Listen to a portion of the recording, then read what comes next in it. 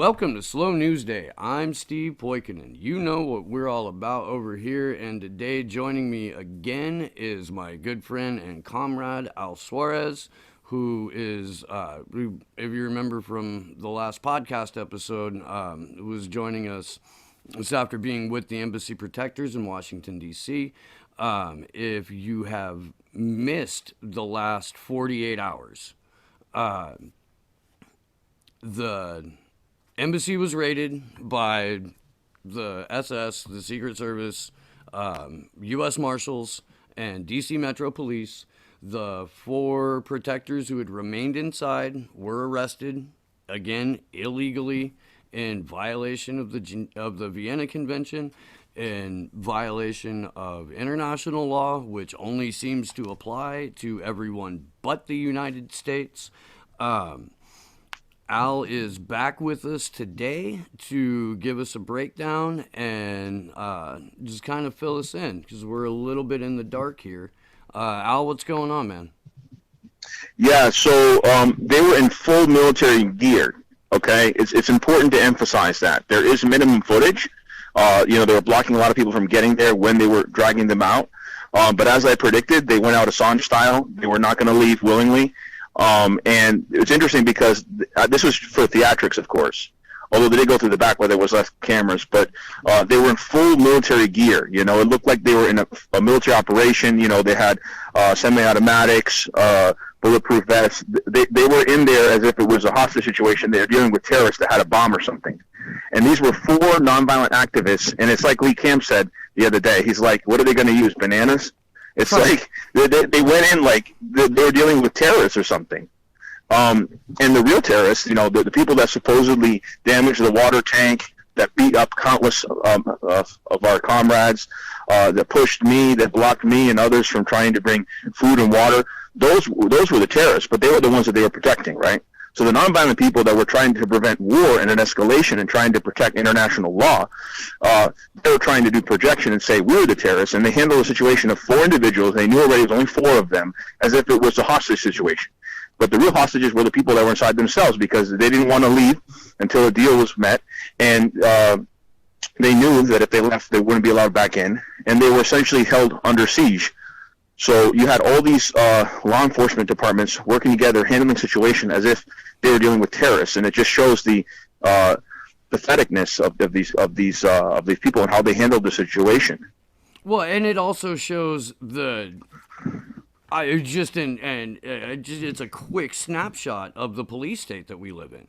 It's just a little microcosm of the authoritarian fucking fascism that exists in the United States in the. I got a preview of what an American Civil War would look like, and I got a little taste of what the Venezuelans face daily from these sanctions, that the same people that were outside complaining about starving grandmothers. That was another thing. There was a guy said they must all have the same grandmother or inbred or something, because They always have the same story. They show a picture of an old woman. She's probably from Yemen. They use fake pictures. Because there is hunger in Venezuela, nobody can deny that, but there's not starvation like they're saying. And these are hunger, of course, caused by the U.S. sanctions, but Maduro is doing everything he can to help. He's trying to get Russian aid and all that. But, you know, so for example, there's a very interesting character that I want to expose on the show right now. This is the first time I'm exposing him in an interview. His name is Matthew Berwick. He goes by Mateo because, you know, Mateo is Matthew in Spanish. Yes. He has a very American name, but he is Venezuelan. Perhaps he's half American, I don't know. But the Washington Post quoted him. So this Mateo character, if you're watching the video right now, when we were converging on the side of the embassy to try to bring aid, you see a guy there with a blue jacket that was very aggressive with me and trying to take the bag away from Aminta, who had been inside the embassy prior. Playing that video. Yeah, so that guy with the blue jacket is the same guy that was confronting Jesse Jackson himself when he tried to bring in aid. And it took Ajamu Baraka having to grab the guy from behind and several other activists. I dealt with this guy prior to that. And it took Colonel Ann Wright, a veteran activist, getting bruises all over her arm for trying to hold on to the rope. But this son of a bitch is the same guy that's in the video that you see with me, and his name is Matthew Berwick. And he was so shameless about what he did and thought he was so untouchable that he was quoted in the Washington Post. And I looked him up. It's the same guy. There's a picture of him on Facebook, and it looks like a helicopter. He's like a pilot or something. And it made me think because they had an assassination attempt against Maduro, not just via drone. There was many attempts, and one of the attempts was by a group of mostly military guys in Venezuela in a helicopter. They had thrown a bazooka out that landed by the presidential palace, and luckily nobody was hurt. Now later on, they found them in the outskirts of Caracas, had a standoff, and they died. But some of them got out. I wouldn't be surprised if this Matthew Berwick character was the pilot of that helicopter. These are the fascists that we're dealing with, that are under protection of the U.S. government, the SS, the police, etc., all working to support these right-wing mobs that are paid, that are thugs, to block us from trying to get aid into the embassy, and that are starving their own people. They're willing to starve their own grandmothers, sell their own mothers out, sell their own country out. And these people have no shame, and now they feel they're victorious because they're going to bring in the fake government in the embassy. But guess what? Those passports that those so-called protesters had that they want to get renewed, Yeah. they have no authority to do it. They can't fucking do it. So there's not going to, yeah.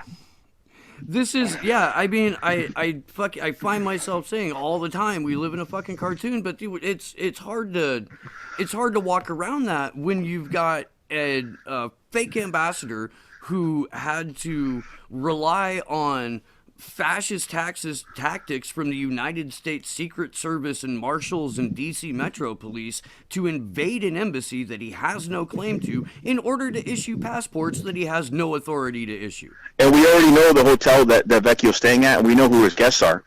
Yeah, he's staying at the Four Seasons down the street. Yeah, he's staying at the Four Seasons, and he's staying with Henry Kissinger and the Koch brothers. Can it be any more obvious? Everybody knows that Kissinger was the mastermind between the coup. Over the coup that ousted in 1973 the democratic-elected socialist Salvador Allende in Chile. They had an economic war back then also against Chile, and they installed the fascist Pinochet. Kissinger was essential to that. So, Kissinger is still trying to pull the string from behind the scenes, meeting in the hotel with Vecchio, who's the lieutenant of Guaido, this fake ambassador, and they already took over the consulate in New York. I'm not sure what the situation is in Miami, but we might do an action down here. That's another thing. I've been hearing stories from other activists that got home, that got death threats, stories from journalists about their phones getting hacked and having to buy a new phone, and it was still hacked. My computer's been acting up. My phone's been acting up. I'm not trying to be paranoid here, but these people are evil. They're real. And, the threat is real. And I'm in South Florida, where a lot of them live. But you know what? To make the decision to go up there, I knew the risk I was taking. But never in my life have I, in all my years of activism, have I seen violence like that. And it was so obvious how they were backed by the state, by at least 3 different departments of the state, letting them do whatever they wanted. The only reason why they didn't beat me is because they probably saw how furious I was and knew I would hit back. Because some of us, even though we're nonviolent, we also believe in self-defense. But that's the only thing that was stopping them was fear. Not any fear from law enforcement, but fear of some of us hitting back, and some of us did hit back. But you see in that video, if it's still playing in the background, I was nonviolent. The only thing I did was, try to pull the bag out of the guy's arms and kind of tackle him down on the ground. But, he feels he's untouchable, but it took 2 of us, and you see we successfully got that bag out. And guess what? When Jesse Jackson came a couple of days later, one of the bags that was able to get up was the one that I got out of there. So that shows that everybody counts in those situations. One person can make all the difference between life or death, between a bag getting in or not. I gotta be honest with you though, and you may disagree with me on this. I don't know, but there's a lot of evidence that strongly supports the theory that Jesse Jackson was the liaison between the FBI and access to Dr. King. I heard about that, but even if that's true, I think since then he's redeemed himself in all the actions that he's taken part of. There was other hostage situations that where he went there to save the people. Like, he's done a lot of good since then. So I'm not focused on that. I'm glad that he helped, and I'm glad if anybody helped, regardless if they have a shady history. My focus is making sure that if there's ever a situation like this again, that we have the people there to help us. Like, obviously, there was many other activists that we tried to reach out to that didn't show up. Celebrities, politicians. For example, Tulsi Gabbard, right? So Tulsi Gabbard gave an excellent speech in Santa Monica. It's going down, speaking in favor of us. But her office is down the street in D.C., so she could have showed up. Maybe she was planning to and it was too late. I don't know. But at least he showed up, And so media, obviously, has been very corrupt and ignored us. largely, even the Washington Post, even though this is their territory. The Washington Post did do a good job revealing Matthew's last name. We have that information now. We would have got it through other means. But today, the Washington Post came out with an article I heard that was very biased. However, there's other articles through people that are associated with the embassy protectors, like through the Mint Press, that's been doing a good job of showing how the establishment, the upper echelons, has been backing people like Vecchio and Guaido and what's really going on here. Now, something else I want to point out, another angle that nobody's talking about right now is the water situation, right? So there are two theories. One is that what the DC Water said was true, that it wasn't them that cut it off, that it was indeed the fascists who, in front of the police, broke the water tank. Yeah. And I'm not saying that's not possible, but it doesn't make any sense to me. Not because these are the same people, but because they're under Guaido's direct orders, right? Vis-a-vis Trump, but the guy who's giving the direct order for them what they do, what they can't do is Guaido and Vecchio, right, his spokesman. So it makes no sense, because if they knew very well that they were going to go in and raid it and get them out finally, and they had the intention to take over the embassy right away, it takes weeks, maybe even months, to fix a water tank. So why would they destroy the water tank if they knew that they were going to come in? So my theory is that it was a cop-out.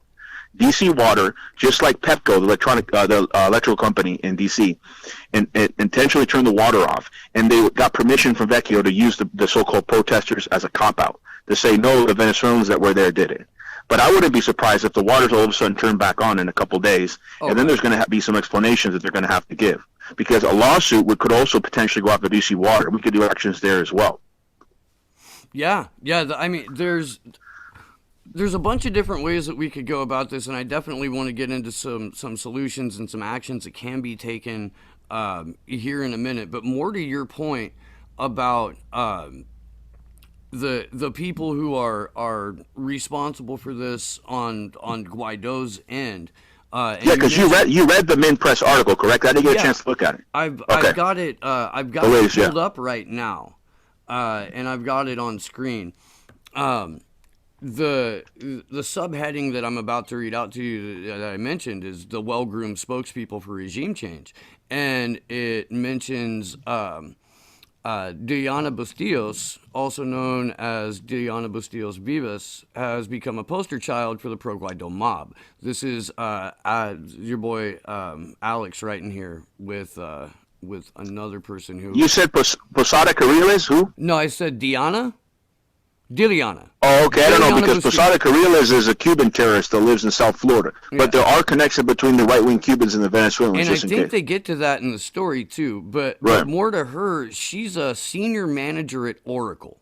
She worked for Market Bridge and for the Advocate Marketing Firm for the Advocate Marketing Firm Institute. Oracle, a computer technology corporation, one of the largest companies in the world, also works closely with aerospace and defense companies. This is a woman who works for companies with global revenues in the tens of billions of dollars. In her media interviews, Bustillos never reveals her top-level corporate marketing position or her support for political groups that advocate for sanctions and U.S. intervention. So this is how the media reports it, too. They give her legitimacy. They present her as a normal, regular, hardworking Venezuelan and not a marketing director. That's the equivalent of relying on a Ukrainian fascist source to say something about Russia and the United States, right? They don't really reveal their source, or they're ambiguous about who their source is. It's like following the money, see who the source is. And by the way, there was many similarities that I witnessed between Libya and Ukraine, okay? We talked a little bit about parallels last time. Let me get into specifics, right? So the cops actually one time, and only one time, with all the beatings, all the property damage, only one time arrested an opposition member. Do you know why? Why? For distribution of drugs. That's right. So, and I saw her return. The same lady that was in the video that was caught distributing speed and drugs for them to stay up all night, have no empathy like they used to do in Libya. That same lady returned there. She was untouchable. Like, she was out the next day because the government was protecting her and letting her give their drugs out. And they continued to give these people drugs. This is something I witnessed firsthand. So I saw her return. So that was the one and only time, because they said you can do whatever you want. But then when it was drugs, it was like, well, they're getting carried away. But then, of course, probably Trump made a call and she was out the next day and back at the embassy. But the point is that these people were heavily on drugs. Now, let me parallel to Ukraine, right?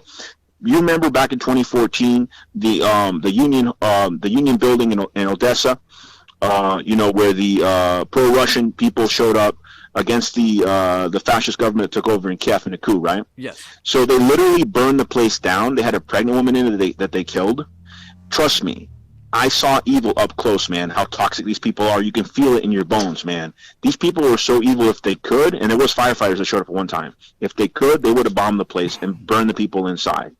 That is what fascism looks like. And it doesn't matter if it's Venezuelan fascist, Ukrainian, or Libyan. This is what they look like, man. And the United States is turning into a fascist state before our eyes. The media is not talking about it. People are not realizing. As a matter of fact, even people down the street from the embassy didn't realize what was going on.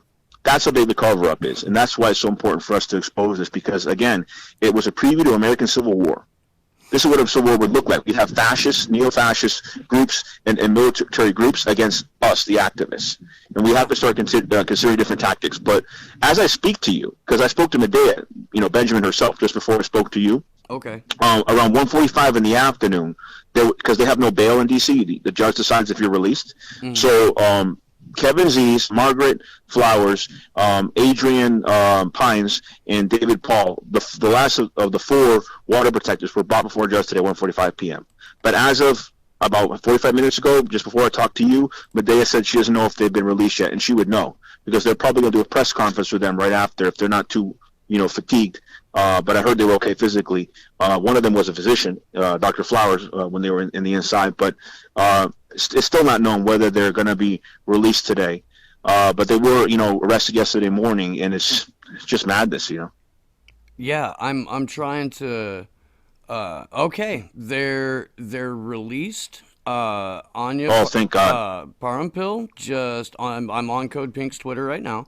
Watch members of the Embassy Protection Collective speak following their release from jail.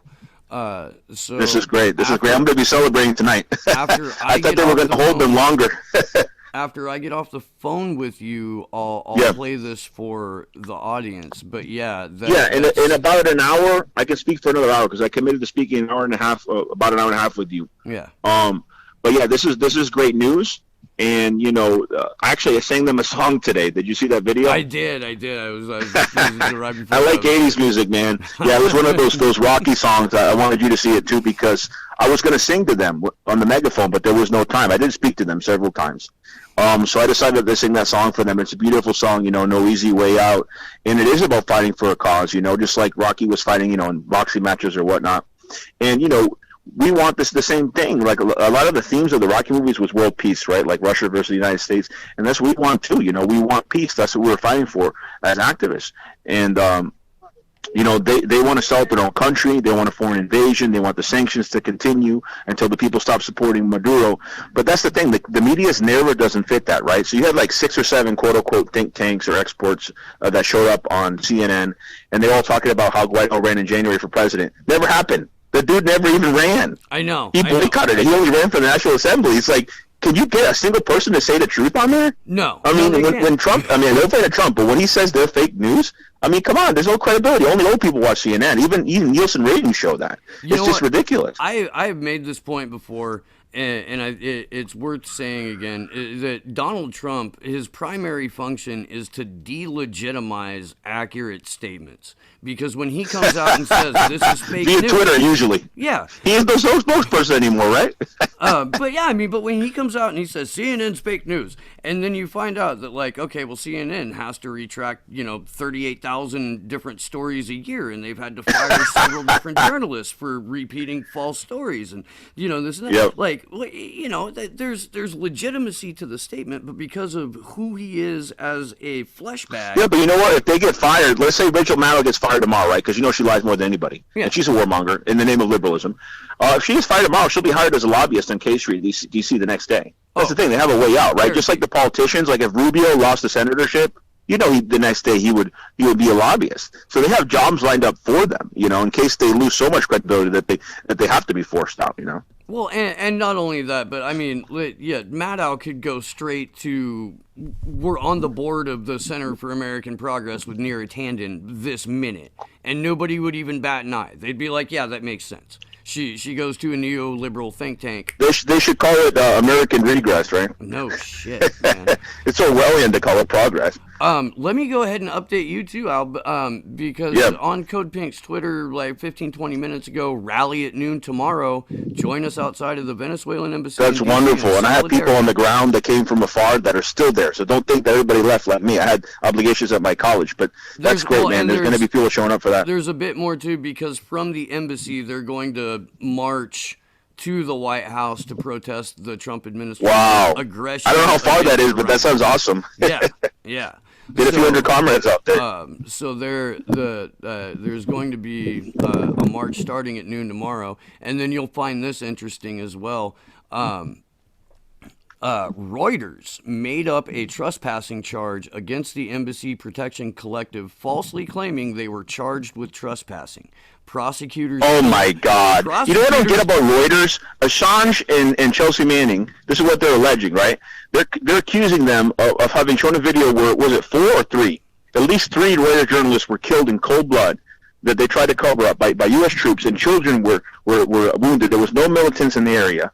And rather than Reuters say, about that, mention that when they talk about Assange, or be accurate about these same people that have supported Assange that were in the Venezuelan embassy, they're going to come out and make false claims about trespassing like that. It wasn't legal for them to charge them with trespassing because they were legally there and they knew that. And that's why when they put up those notices, there was no judge, no legal authority that signed it, because everything they were doing was illegal and they know it. Yeah, it looked like it was printed off of, at a pizza place. It didn't even have a letterhead. Yeah, like a pizza place. So a little bit more to that, though. Prosecutors deliberately avoided the charge of trespassing so as not to have a debate as to who really owns the embassy. But Reuters, oh my God. Here we have Reuters manufacturing consent. And I'm trying, did you read Chomsky's Manufacturing Consent?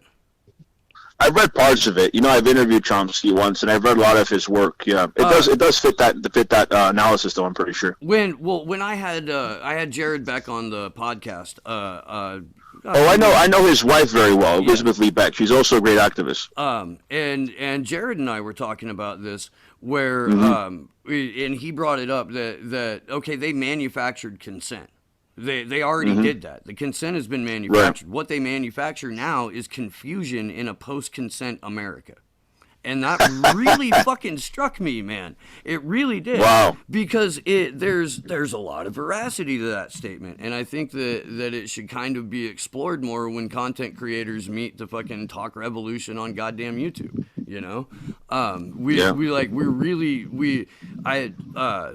We have to rewrite, or we have to correct the mainstream media's rewriting of real time. We have to correct the rewriting of real time by our government. So yeah, absolutely. The consent is gone. They're just manufacturing confusion. I'm thinking of taking a train up to D.C. tomorrow. If they're going to have an action, then I could go over the weekend. I'll have class again until Tuesday.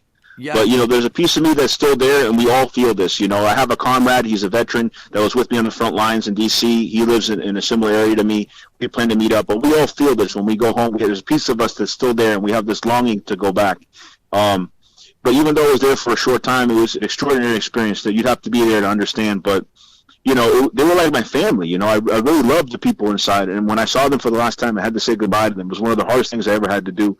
And I really thought that I might be laying my eyes on them for the last time. And to know that they're out and they're willing to march and they're willing to go on, it's incredible determination, man. Even if you disagree with the politics of Maduro, or think that, that their tactics were not efficient, and I think they were, but whatever your disagreement, you have to respect their determination, and they're willing to sacrifice their lives. Because they were without water and food for several days. They were willing to sacrifice their lives for this cause. And not everybody that has any decency should respect. Yeah, these aren't... It's not like they were set up there plush. It's not like they could order in food. I mean, there were fascists outside deliberately trying to starve them out, deliberately trying to make sure that... And they were teasing them. They were taunting them. They said, you can come out whenever you want and eat. And they were eating in front of them. It was so despicable because you know very well what would happen. They wouldn't let them back in. And they would probably beat the shit out of them in front of the police. We know what was going on, So, So yeah, here we go. And again, the action with Code Pink tomorrow By the starts. way, in my blog that you read, there was some things I didn't mention that I wanted to mention on your show because Okay. I was in a rush to get it out. Like, for example, nobody can deny to me that they weren't racist, sexist, homophobic, and classist. Because remember, I'm fluent in Spanish. A lot of times when they yell the homophobic stuff and like maricon and those insults, they expect the people not to understand because a lot of the activists were Americans and don't know Spanish. Trust me, everything they said about them is true and worse, probably. Me myself heard them say things like there was this one guy. It wasn't Matthew Berwick, but it was a guy just as bad as him. We'll find out who he is. He went up to the window when Margaret Flowers was there, waving to us. And this is after they cut the power, right? They were so happy about that. They thought they were going to surrender the next day. Hell no. So he went up to Margaret Flowers and he said, hey, you got no issue now. You're hot. You're hot. Like sexist shit like that, He actually said that part in English. And this is the people that we're dealing with. They're freaking, chauvinists. They're fascists. They're homophobic. They're sexist and classist. And I'll give you an example of how they were classist. When Sherry Hunkela showed up with her Poor People's Army, right? And remember, these are the kids of billionaires, and they're proud of it. They're showing pictures of the police, and they come and tell us, like, these are the kids of billionaires. They show pictures of their family's mansions in Venezuela. So these kids never had to work a day in their life, so they have no respect for the Poor People's Army, right? You know what one of the people said? It was a woman. I don't know her name, but she said that one of the Venezuelans, supposedly, she said, you have no education, you have no education, you have no education. Like, Wow. they assume that just because somebody's poor that they're not educated. And, they're telling me this to me when I go to a university, right? I'm with them. And not only that, it's like I know people that didn't go to college that are way more educated, including homeschooled people, way more aware and conscientious than people that had gone to the fancy colleges that their parents paid for. They're going to get all the bad grades they want, right? Yeah. So just because somebody necessarily didn't have the money for a college here in the United States does not mean that they're not educated. Exactly. No, and the thing is, I mean, the United States has had a deliberate war on making sure people don't have access to college. They try to make it as expensive as possible, as inaccessible as possible, and just something that is for the elite, particularly in the universities that are both intelligence agency training camps and the fucking Well, yeah, I mean, who was educated at the CIA Center of D.C. in academia? Everybody knows George Washington University is where they groom you to get in the CIA. Yeah. Guaido went there. That was down the street from where we protested. And a lot of times they accused us of having no connection to Venezuela, right? You've never been to Venezuela. You don't know what Venezuela is. You don't know how the Chavistas are. Shortly after that, Sherry put a picture of her child with Chavez.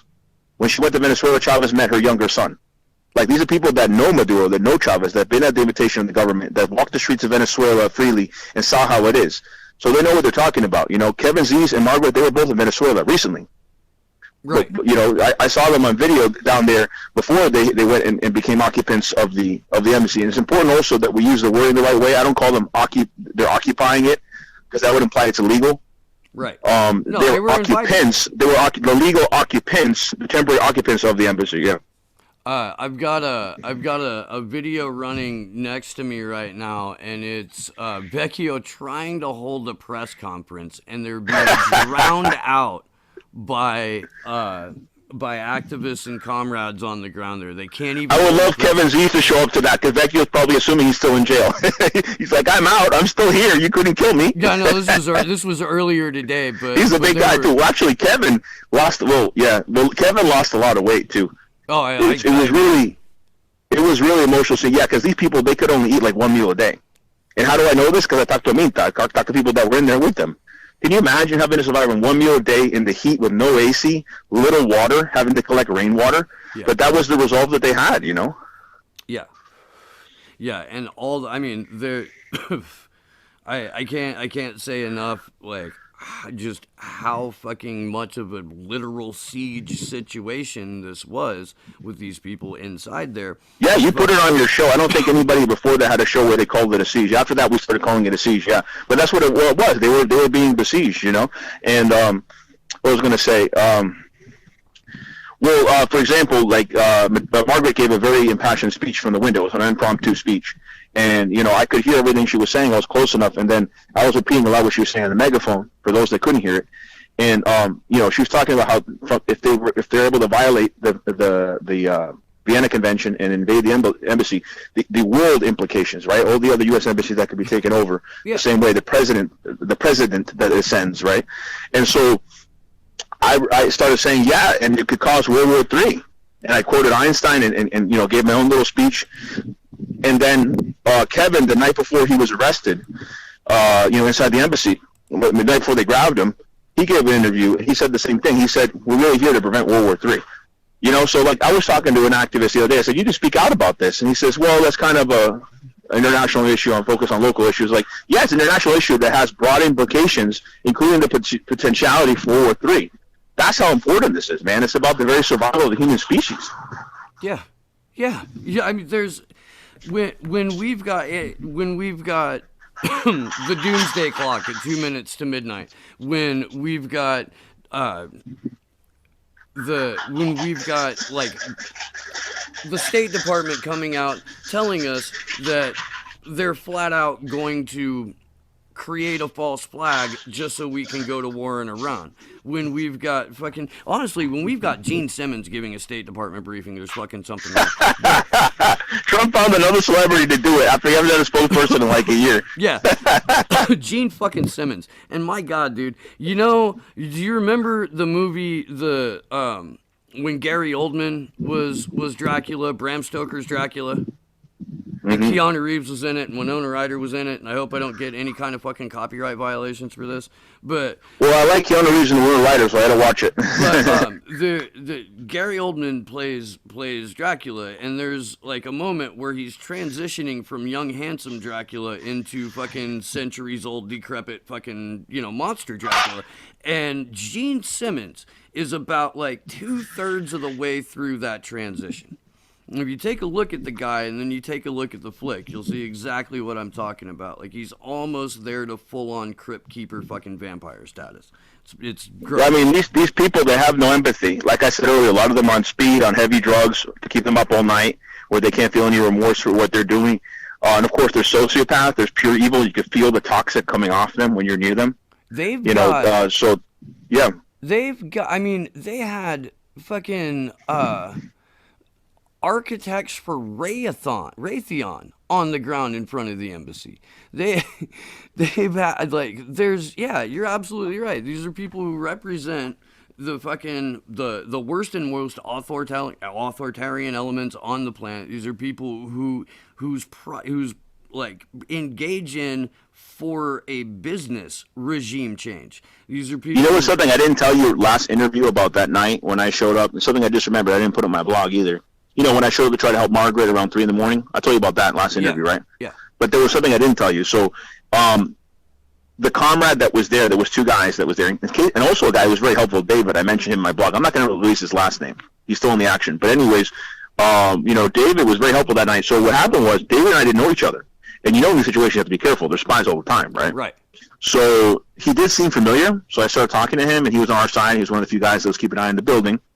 And he showed me pictures that he took during the day, and then I said, remember, I was wearing my sunglasses? Oh, yeah. But he wasn't sure I was a real dude either, right? All of a sudden, David looks over across the street, because they have military police at the front entrance all night. Yeah. And he sees them completely doing 180 when I show up, when they start recognizing me. Like, all of a sudden, they all, like, come out in formation in front of the entrance, like I'm going to penetrate it or something. And he said, I've been watching them all night, and they haven't done anything like that. I says, yeah, because they recognize me. And that's when he realized that was the real deal, and we started working together that night. But of course they know who I am, man. I'm not trying to toot my own horn, but I've been working with these people for 8 years, so they have the profile pictures of, like, all of us. Even if you don't have Facebook, you know what I'm saying? They have the files on us. Oh, yeah. And so you got to go in already expecting this, And they have hacked phones. My computer's all messed up since I came back.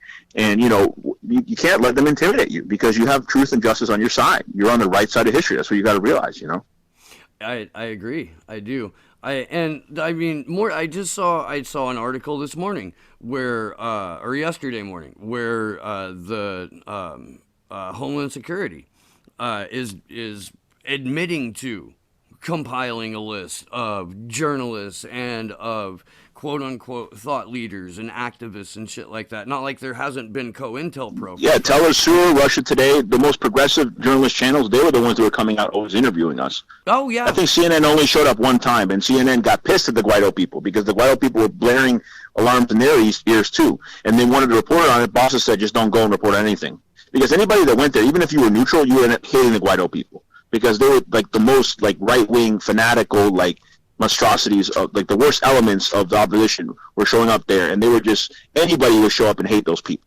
You know, they weren't doing anything to help their cause. I say that the PR people came and told them stop entering the press conferences, but they were still, you know, shining lights in people's eyes and doing all these types of despicable things till the very end, till they were forced out. They themselves had to even get forced out then. You know.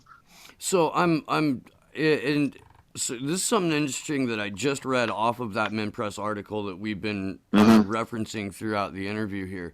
It says, perhaps the most prominent non-Venezuelan supporter of the embassy siege, which I'm super glad everybody's using that word now, is a neighbor of the embassy. He is Jim McCarthy of Counterpoint Strategies. According to its website, Counterpoint has specialized in an aggressive, combative style of crisis management. He handled a variety of Fortune 500 and Fortune. Yeah, that's what PR does. I've taken PR classes. So they handle crisis management. He helped pioneer the practice of using Google Ads to target journalists.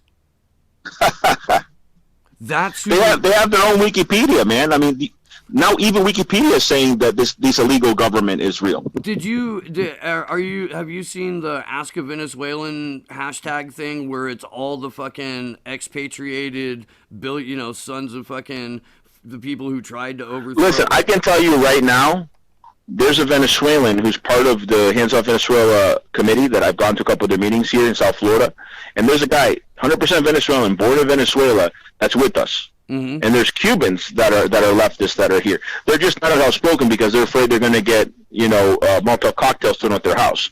But there are plenty of people from Venezuela and other parts of Latin America that came to the United States for economic reasons, not political, that still support Maduro or the Chavistas. For example, most of the Cubans in Miami are against the embargo. Did you know that? It's only the old guard that are extreme. Yeah. But they do have some young people that show up for these things, especially in Venezuela, because those are like you said, the kids are the rich guys. That they never had a job a day in their life. They have nothing else to do. So they go and they have some extra money and they have a fancy tent and they go and they occupy. And they were the illegal occupiers of the outside part of the embassy. Yeah. And my friend of the show, Sam Tripoli, stand-up comedian, host of Tinfoil Hat podcast, fucking wonderful human being, likes to make the point that trust fund kids ruin everything. Everything. I think Sherry said something like that. The trust fund kids, yeah. Yeah, and if you give something to a trust fund kid, they're gonna fucking ruin it. Donald Trump is a trust fund kid. Okay? Of course he is. He lost so much money. Yeah. The people who are behind peanut butter whiskey are trust fund kids. You just fucking know it because at no point. I've never even heard of it.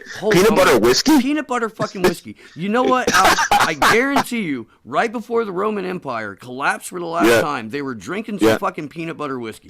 I don't want to joke about the Kool-Aid, but, because people died and they were part of that cult, but, it is like a cult, really. I mean, you have a cult of extremists, a cult of personality around Guaido, and when we did certain chants, they would get really pissed. I don't know if I mentioned this to you last time, but this is my favorite chant of all.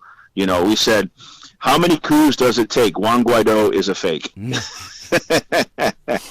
Yeah, when we said that, because they all spoke English. Many of these opposition people are educated here, and they got really pissed. That's awesome. Because they know it's true. Deep down, they know it's true. Even if they're, full of speed and drugs or whatever, they know deep down that he is a fake. The maximum amount of military guys who got together for the so-called uprising, April 30th, the same day the fascists came down to the embassy? Yeah.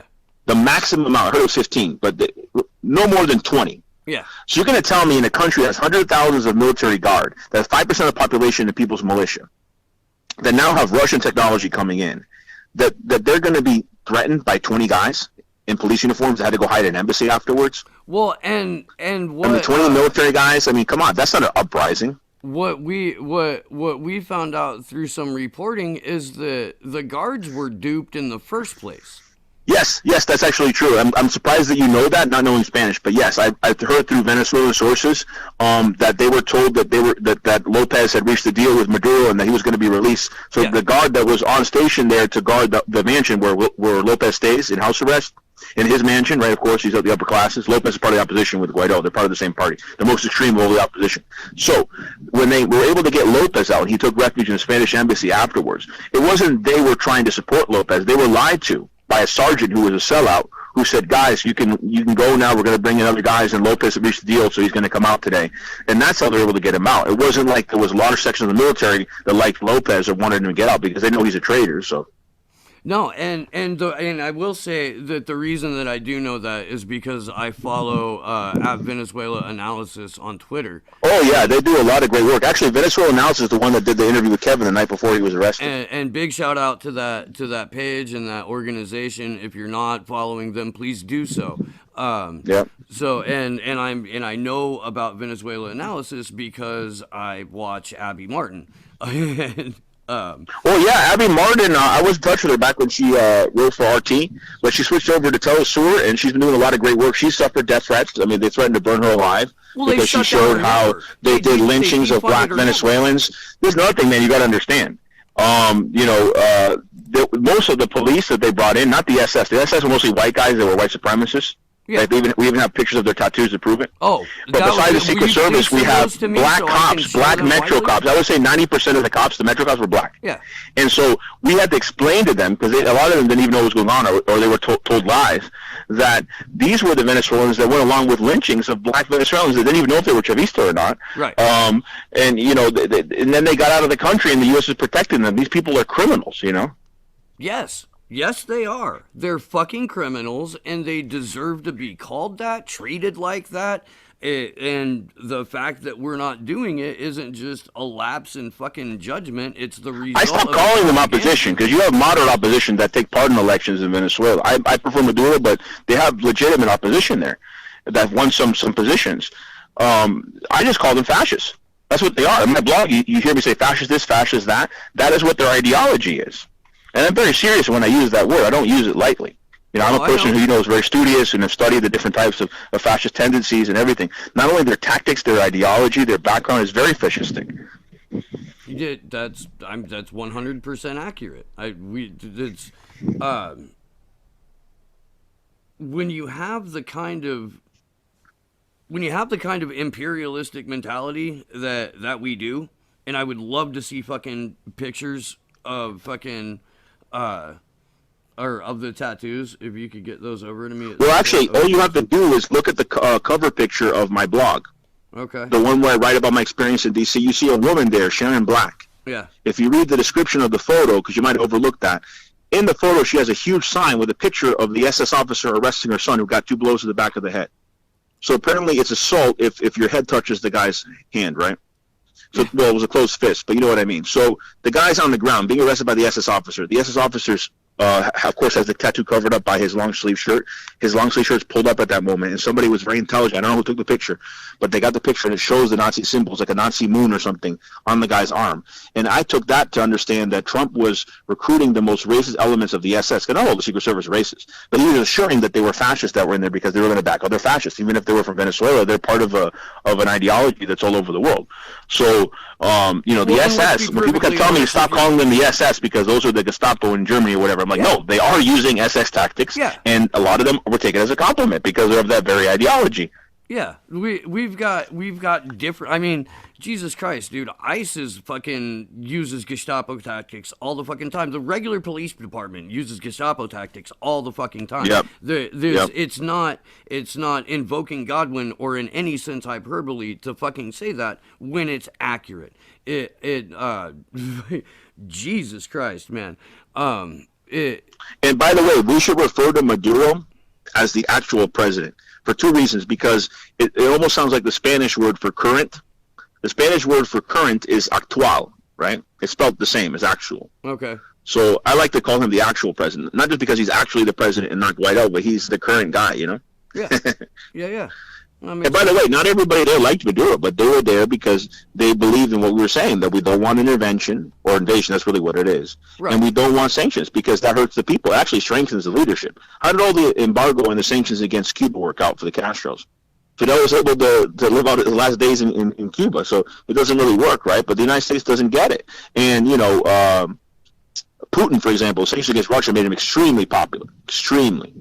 Even his critics say, yes, he's very popular. Iran, the government in Iran, people are backing them, even the secular elements of the society, because the sanctions are making them suffer. And they say, this is not fair. So these sanctions, they backfire. Probably they made Maduro a little more popular than usual, too. So, it doesn't work.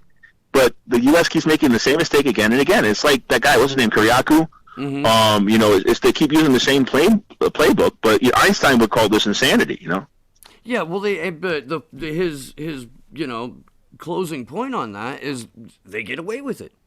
That too, because of impunity, yeah.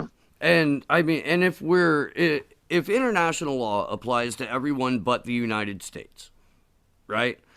Then how are we not like the largest international threat? And well, actually, we're considered by most of the world the biggest threat. Right, they have a worldwide poll, and you know who was number 2? India, because of the. Pakistan, because of the Indian vote, right? Because India is the second largest population in the world. But just before India, number 1 was the United States. So if we're supposed to be, the world's policemen, we're not doing a good job because most of the world considers us a threat. The U.S. military is the largest polluter globally. Right. And you have... Well, actually, Lee Camp just talked about, what was it, 71 trillion? Lee Camp just interviewed a guy who was the whistleblower that showed about how this trillions of dollars in the Pentagon has gone missing. Yeah. Not only the polluters, they're wasting all our money. 21 trillion, but yeah. 21 trillion, that's still a huge amount. I mean, it is roughly the equivalent of the U.S. national debt. I'm not kidding. So you got to add that onto the debt, right? All the money that we owe China. Which, if you talk to any of the MMT guys, it's not even fucking real anyway. So let's get that dilithium crystal energy and the fucking gay luxury space communism fucking Star Trek promised us. And I'm all for that. Didn't Ted Cruz come out and say that we need more nukes and nuclear satellites out of space, even though the other ones that did it, they said, because of pirates? So this sounds like science fiction to me. Who are the space pirates that he's talking about? Is he high or what? I hope so. Because I'm legit surprised he didn't say space Venezuelans. I really am. Yeah, that would make perfect sense. And we've made the joke on the show before that Trump only wanted Space Force because someone told him there were space Mexicans. It's just fucking. Gotta go after those Mexicans. Ted Cruz is like... He's not even American. Do you know that? No. Ted Cruz was born in Canada. Yeah, they were obsessed, and an Obama fan, but they were obsessed about where Obama was born. Was it Indonesia? Was it Kenya? Ted Cruz is no secret. He was born in Canada. But it was okay for him because he's a white guy. He's Cuban and he's American background. Like, come on. Yeah. He's a Canadian Cuban and also an anchor baby. Wow. But didn't he get number 2 after Trump? So there was a lot of Republicans that liked him. Oh, because, yeah. Of course, if he was dark, then they wanted to say, like, oh, he was foreign born, If he was, like, Afro-Cuban or half Afro-Cuban, but, We legitimately had a Republican primary on who could best own the libs. Like, what? On who could best, piss off the liberals. Like, that's really yeah. that's really what they were gauging their primary on. Who is going to make a 22-year-old... Well, it's going to be the same thing in 2020, man. Oh. And you know who's the female Hillary right now? I mean, the male Hillary right now is Biden. Well, yeah. Fuck, I mean, I'm not convinced that Biden is not the female Hillary, and it didn't... he seems to sniff a lot of hair, and that's just... It's not necessarily... If he was a grandmother being affectionate with the little girls like that, no big deal, right? But this is an old guy. He knows there's public perceptions, and he still can't help himself. I'm not saying he's a pedo, but he's really creepy. Oh, I'm saying he's a pedo. I am. I mean, that could be true too. That could be true too. I 100% believe that Joe Biden is a pedophile. I do. That could be true too, man. It wouldn't surprise me. We're talking about, guys in the establishment have been caught doing acts like that, like Epstein and all those guys that were buddies with the Clintons, and Trump even took a trip to their island and everything. What's so his name? I wouldn't be surprised if Dennis that's true. Hastert. The speaker. And these are guys that were convicted in court for it and got a slap on the wrist, like a few months in jail. So you can't say it's a conspiracy theory. The Pizzagate's a conspiracy theory. But these guys were convicted in court. Yeah. So you can't say that Epstein's not guilty or the other guys that were caught, Yeah. Geez, and they just found out that Ohio State had covered up a sex abuse scandal where a doctor was abusing the shit out of fucking... Well, that reminds me of Penn State and that guy who was one of the coaches. Yeah, they had a movie about that with Pacino. One of the coaches at the time is now one of their state representatives. They go right from sports into politics. You know what I say about sports, and I'm not against sports, but you just shouldn't overemphasize. Like, I call it to a degree Circus Maximus, right? Of course. So you know how it worked in Rome before they fell. They would have a rich guy who was a big donor to the politicians, pay for free gladiator sport for like a week, and they would have free bread and free tickets, and all the working class and poor people of Rome who they didn't want to overthrow the ruler, they would have them get these free games, and they called it Circus Maximus. Yeah. And it was this big distraction to watch the sports and the gladiators instead of revolting, There's a good lefty podcast called Bread and Circuses. And it's because of that, absolutely. And it really is. I mean, football's like that. Football is a 3-hour-long fucking army recruit. Oh, do you know the NFL refused to do the national anthem for years? Yeah. I told one of my professors about this. He didn't even know it. He was in shock. But I was like, yeah, the only time that they finally said, okay, we're going to do the national anthem is after the military gave them like millions of dollars. There was like a huge donation from the military to the NFL. Then they decided to do it because in a capitalist system, you're only patriotic when you're paid. Well, and what it was is that they didn't require players to be on the field for the national anthem. They did play it at sporting events. The first but they didn't make a big deal out of it till they got all that money, right? Yeah, no. And then one guy tries to bend the knee, and he's a villain. Oh, of course, of course. Colin Kaepernick, yeah. But yeah, no, that you're absolutely right though. In I think it was 2009. And I may be wrong about that, and somebody can correct me later because people love doing that. In 2009, the military and the NFL negotiated a $5 or $6 million contract. Yeah, it was in the millions. That's right. And it was either 5 or 6 or 5.6, but those are the right parameters. $1 million contract to basically turn their fucking entire gig into a military recruiting drive. Well, you know what I say about Americans? We have selective amnesia, right? So I wouldn't be surprised if you're right. This was only 10 years ago. But it's like people are assuming that the players have always gone out on the field, and they've always made a big deal about the national anthem and having touched the heart and all that, patriotism and stuff. Let me tell you something about patriotism. And I'm a patriot when it comes to being loyal to the people, not the government. Patriotism, they used to have the Pledge of Allegiance where you would give a Nazi salute up until the 1930s, yeah. Like in the U.S., there's pictures of black and white pictures of American school children giving a Nazi salute. Now, it wasn't a Nazi salute. It's what we consider one today. No, but they'll put their arm out the same way the Nazis do. It's scary, right? Like showing like nationalism and like what they were trying to do in Germany and all that. Yeah, it's called the Roman salute is what it is. Right, it came from Rome, but it's just crazy when you see American children doing that and how they indoctrinate with that. And also, what about the atheists, right? Atheist family that send their kids to public schools, non-religious schools. Why should they be forced to go up and say under God? And there's been kids that were suspended because they refused to give the pledge, because their parents were atheists, and that's just stupid. The pledge itself didn't include the words under God until 51 or 52. I wouldn't be surprised, it was written by a socialist minister who did not include the words under God in it. Well, Martin Luther King was a socialist minister. They don't talk about that. Yeah. You know what's crazy? The day after I wrote in my blog that if Martin Luther King was alive today, he would be showing up. Jesse Jackson shows up, right? And he was part of MLK's team. So it's like, it took a national figure like that And regardless if he had a shady past or whatever, I'm just saying that it took a national figure like that for the cops to finally step down. And if you see the video and you listen in, because I was listening hard on my headphones to hear everything, you know, in case I could pick up something other people didn't, right? That's what journalists do. And somebody, one of the officers said to him, please don't cross, or please don't. They were like begging him because they would look really bad if they had to arrest an elderly Jesse Jackson, for God's sakes. And he didn't pass the line, but he was smart, you know, and they got the stuff up. But that Matthew, what did I call it? What did I say his last name was? Warwick? Yeah. We'll get it up. We'll get it spelled out. We'll put it over social media. But that Matthew guy, a.k.a. Mateo, he was really, like, insistent. I mentioned that, right? To try to stop the flow of the aid like he did with me. And it took Baraka, you know, the former vice president of the Green Party, to have to manhandle him from behind, and like 3 or 4 people to prevent him from grabbing that food. And in the end, Colonel Ann Wright, who's an elder, like she's well in her 60s, she had marks all over her arm. Yeah. That's what that son of a bitch did. And you see in that video that you played earlier, I had it running with him myself, but he was very insistent in his justification. You can hear it in the video, in the full video.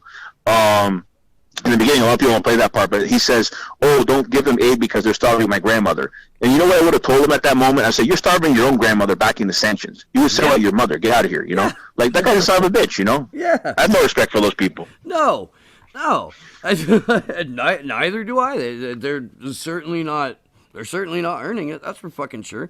If I ever see Baraka, because I never got to meet him, I met Joe Stein, but it could be 10 years from now. If I ever run into Baraka, man, I'm going to thank him for that, you know, for bringing, because he's friends with Jesse Jackson, bringing him down and dealing with that fascist. You know, I'll give him a big thumbs up for that, you know. Yeah, and Ajamu Baraka is also a part of the Black Alliance for Peace. The Black Alliance, he goes to Venezuela and Colombia all the time, so he knows what's going on. Yeah, and the Black Alliance for Peace is a wonderful organization, and if you're not hip to them, go check them out. You know, get to know Ajamu Baraka on Twitter if you don't already. Ajamu Baraka has worked with the Progressive Independent Party before, or at least been at, not worked with, but been at events with and things like it. Great guy.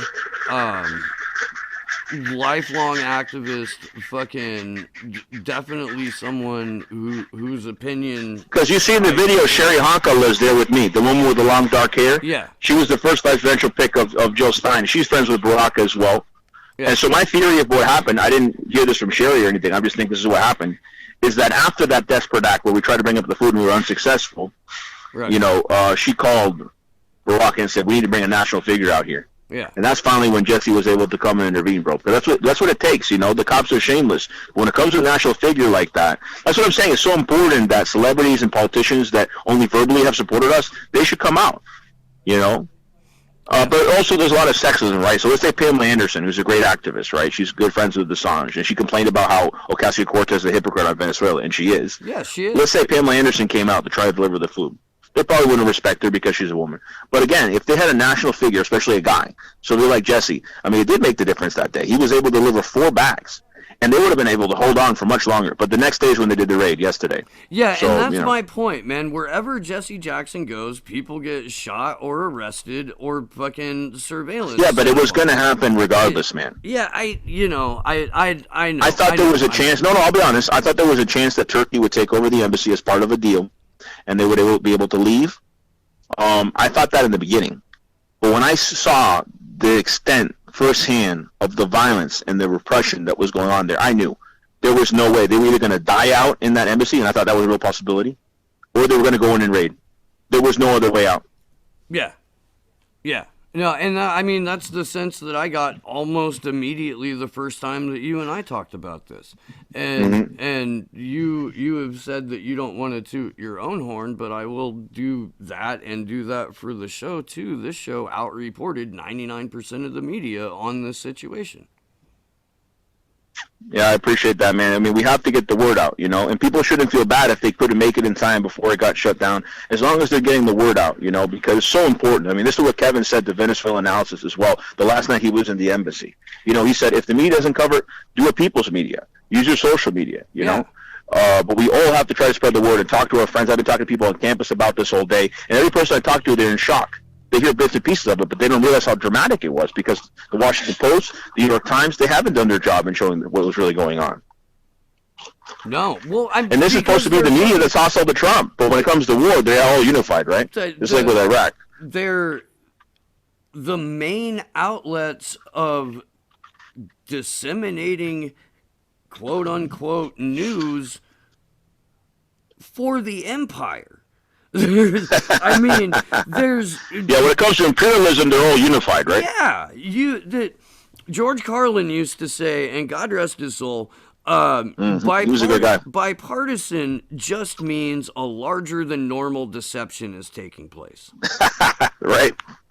And I've always looked at it as like, okay, well, the Democrats hold you down and let the Republicans fuck you for a little bit, and then they like high five and switch, and the fucking Republicans hold you, and that's all that. I mean, the Clintons went to Trump's wedding. That says it all, right? Like, everybody's like, they hate each other. It's like, they were best buddies. Their daughters are besties. I'm sure. Chelsea, and this is like, well, this is the thing, man. Chelsea and Ivanka. They lived like right next to each other and shit like that when they had their fucking No way. $6 million fucking New York City fucking man. Well, they have property in New York because Hillary was senator in New York too. Yeah. Yeah. They both got jobs for doing nothing. Like incredibly high. They're like pay, royalty, just for fucking showing up. Like, fucking trust fund kids ruin everything. Well, why was Hillary so desperate to block what her speech was to all those bankers that paid her millions of dollars to give a half an hour speech? She didn't want to reveal the text of the speech. It's like because she's making all these promises to these people. I was gonna say, man, if you were selling out your people, would you want that on film? Would you want that to be getting? These people hate transparency. That's why they hate Assange. Yes, absolutely. That is fucking correct. And while we're at it, man, Chelsea Manning is back in jail for. Yeah, I know. They're probably going to put her in solitary confinement again, too. I heard. Do you know that if the judge thought, well, more time won't break her? Well, they're even saying that they're going to make her pay a fine after 30 days. Yeah. And she should do what Gandhi did and be like, fuck you, I'm not going to pay. And then it doubles to $1,000 a day after 60 days. I don't understand. But you know what I suggested, and I'm not a lawyer, but if I was in her shoes, this is probably what I eventually would do, is I would say, okay, I'll show up. She shows up and pleads the fifth to most of the questions, or say, I defer to my original statement. Because, as part of her plea deal, I think it was a 30-year plea deal. They had like 100 years up against her. And, of course, Obama then released her after a few years. But her plea deal, she actually did admit that she was in contact with Assange. So I would just show up and be like, well, I fulfilled my end of the bargain. I showed up. And to that question, I had to plead the fifth because I don't want to incriminate myself. To that question, I'm going to refer to my prior statement I already given in whatever year it was. And that way, they can't say that she didn't show up. It's like, well, she cooperated. She just didn't want to give that information. So we have a thing called the Fifth Amendment. It's like, does anybody believe in the Constitution anymore? Like, so here's the thing, though. If she's charged under the Espionage Act, well, you can't do that for obstruction of. I mean, what's the charge? It's not obstruction. It's when you piss off a judge. Contempt. Yeah, that doesn't apply to contempt of court. She was already convicted under the Espionage Act, but this time she actually has a right to defense and all of that. Well, but the fines they're imposing, because you can't do double jeopardy. You can't charge her for the same original thing. Right, but the fines that they're imposing are in order to drain. Well, they do that. Entirely. They do that as part of contempt sometimes. They fine you and they jail you to pressure you. They're trying to make sure that she doesn't have a legal team. They're trying to completely fucking get rid of her, all of her assets, so that she. Well, yeah. The worst case scenario, she wouldn't be able to afford private attorneys anymore, and she would still have counsel, but it would be a public defender, and they suck. We'll see. I had a great public defender once. You were lucky. I had a great public defender, and it was because it was a Fourth Amendment case, and it's because he was like, oh my God, I get to make the cops look like complete fucking morons? Yeah, this is holy shit, bro. I love attorneys like that. Yeah. It was wild. It was. And most of the time when we were in court, like, I got pulled over for driving while poor. And it led to a series of events. But at any rate, the attorney that I had just kept saying to the judge whenever the cop who was testifying against me would talk, he'd be like, yeah, we're going to go ahead and roll the tape on that. And it would prove that the cop was lying. And about the third time, this happened, let's go ahead and look at the tape on that. The judge was like, I'm going to go ahead and end this here. Because they had the body cam. Well, they had dash cam and they had a transcript. Yeah, yeah. And in the transcript is the cop's Yeah. training officer saying to the cop, "How can we unfuck this?" So that's just bad. Hey, all but around. let me ask you: have you ever heard of a comedian? I'm talking like old school, like Joan Rivers, like 1950s. We were talking about him in my class the other day. I believe his name was James Bruce. Lenny Bruce. His last name's Bruce. Lenny Bruce. Huh? Lenny. Yes, Bruce. yes. We were talking about how they changed the laws about freedom of expression when it comes to comedy because Lenny Bruce went to jail so many times, Yep. and finally they had to give them more freedom and all that. Yes, absolutely. Fucking Lenny Bruce was a legend. When And I heard he died young too. That's sad. yeah, he did. And probably murdered. Wow. When Well, John I mention something now that you mentioned that because it's rare that I bring up Marty, but I have to mention him. okay, And he hasn't been getting the covers that he needed when he passed away in mysterious circumstances 5 years ago in Philadelphia. He worked with Cher. He worked with the Poor People's Army. And by destiny, I didn't even know the date was the same date. I forgot the anniversary of his death. Mm-hmm. So I mentioned this in my blog. And I tagged Steve. Anybody that sees Steve's Facebook, they'll see my blog from a couple of days ago. May 13th was the day that I headed back, my last action in D.C., and then I headed back later that day. That happened to be the 5th year anniversary of Marty's death. And I call Marty the Seth Rich of Philadelphia. Okay. He died young. He died in mysterious circumstances. He was a whistleblower. I'm not going to really get into details of this show. We'll do a show later on. I added you to the group already, Steve. Yeah. But there are people like Marty. There's so many unknown activists out there that put their bodies on the line and ended up in those circumstances. It's crazy because the same day, the 5th anniversary of his death, I literally was right next to Sherry in that video that you were playing earlier, and we both knew Marty doing that action. It's like he was protecting me or something, man. It's crazy. Because I could have very easily got hurt. There were people that were brutalized, and I was never brutalized. I was only pushed twice. Pushed by a fascist and pushed by a cop. But I was never brutalized. But I didn't back down either, And that's one of the reasons I love you, brother. Thanks, I man. have to go ahead and split. I've still got to run home and grab a shower. Yeah, I committed to 15 more minutes, but if you need to split now, that's fine. I will be looking up that Code Pink video you told me about. That's great that they got out. And let's keep up the fight, man. We'll keep in touch, Yeah, their Twitter right now is just lit up with your friend Kevin and everybody else inside coming out, giving hugs, fucking high fives, handshakes, big smiles and shit like that. It'll lift your soul. And let me tell you, man, it takes a lot. It takes a lot for me to cry. It really does. It's very rare that I ever cry. And when I saw that video, and those bags go up because of what Jesse Jackson did, I broke down, man, because I've been holding it in for so long. Yeah. And there's no doubt in my mind if I was there, I would be teary-eyed, man. I'd be hugging Kevin because I wasn't even sure if I was ever going to see him again alive. That's how dire the situation was. Yeah. And that's something that we've been trying to fucking bring to people's consciousness. It's something that we're going to continue to do. And one more time real quick for the people who will catch this, because I'm going to try and get a really fucking quick turnaround on the production end. Tomorrow at noon in Washington, D.C., Yep. Code Pink is going to organize and meet up and start a march from the Venezuelan. There's going to be caravans probably coming from Philly. So if you're in the Philly area, look up Poor People's Army. If you're in Maryland, if you're in Virginia, anywhere near D.C., you got to converge there at noon because they're going to try to stop the march to D.C. I mean to the White House. We know that. But if they have enough numbers, it's got to go through. All right. Well, Al, thank you so much for your time, man. We will connect soon. All right, brother. All right, man. Cheers. All right. Holy shit. Al Suarez, ladies and gentlemen, that guy is intense. I fucking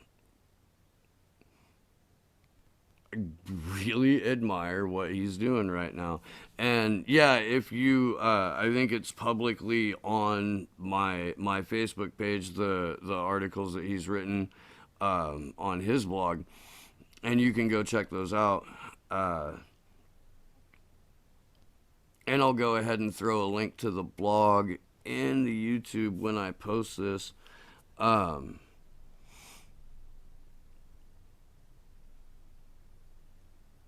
Of course, international law doesn't apply to us.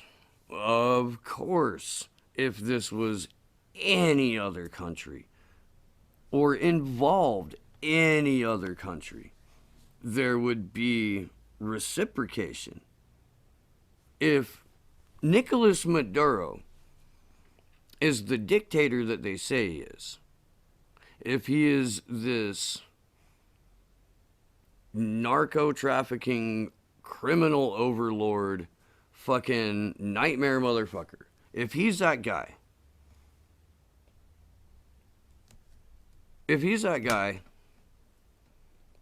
why haven't the people inside the U.S. Embassy in Venezuela been under siege or arrested or removed? Why does the U.S. still have an embassy in Venezuela? Why can't Carlos Vecchio issue passports?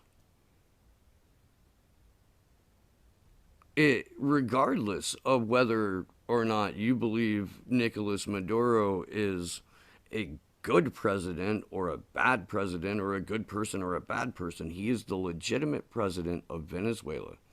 81% of Venezuelans did not know who Juan Guaido was before he had declared himself president. This is an illegal action being taken place by the United States and a small number of very wealthy, very pissed off Venezuelans who expatriated. This has been Slow News Day. Good luck to us all.